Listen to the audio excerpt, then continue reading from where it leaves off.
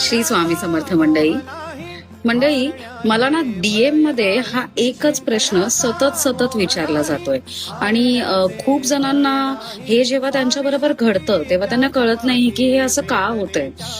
काही लोकांना ह्याचं कारण माहीत सुद्धा आहे आणि बऱ्याच लोकांना ह्याचं कारण माहीत नाहीये. तर तुमच्या त्याच प्रश्नाचं उत्तर मी आज या व्हिडिओमध्ये देणार आहे. त्याच्यामुळे व्हिडिओ शेवटपर्यंत नक्की पहा आणि तुमच्या प्रत्येक जवळच्या व्यक्तीबरोबर, तुमचे फ्रेंड्स आहेत किंवा फॅमिली आहे त्यांच्या बरोबर हा व्हिडिओ शेअर करा. कारण कुठे ना कुठे तुमच्या व्यतिरिक्तही कोणीतरी असणार जे या प्रश्नाचं उत्तर शोधत असेल, ज्यांच्या बरोबर हे असं झालं असेल.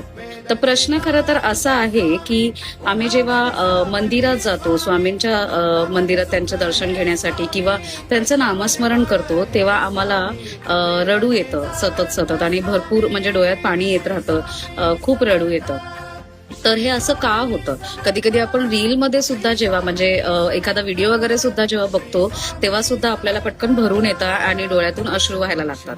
तर ह्याच्यामध्ये घाबरण्यासारखं असं काहीच नाहीये. ह्याचं खूप छोटंसं असं म्हणजे एक रिझन आहे की जेव्हा आपण त्यांच्या सानिध्यात जातो, त्यांचं नामस्मरण करत असतो, तेव्हा आपले जे एनर्जीज असतात ना, जे आपल्या शरीरात वाईट एनर्जीज असतात, जे आपण नकारात्मक ऊर्जा म्हणतो, त्या सगळ्या बाहेर निघत असतात आणि त्या आपल्या अश्रून वाटे बाहेर निघतात.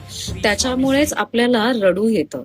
आणि हे माझ्यासोबतही झालंय, असं नाहीये की हे तुमच्यासोबत होतोय किंवा काय. म्हणजे खूप जणांसोबत हे होत असतं, आपल्याला रडू येतं, आपल्याला भरून येतं. पण हे सतत सतत होत नाही, एक वेळेनंतर ते होणं बंद होऊन जातं. मग ह्याच्यामध्ये असे लोक पण आहेत ज्यांना कधी रडू आलं नसेल किंवा कधी रडले नाहीयेत भक्ती करताना किंवा नामस्मरण करताना. तर त्यांचा असा प्रश्न असेल की मग आमच्यामध्ये नकारात्मक ऊर्जा नाहीये का? तर असं काही नसतं.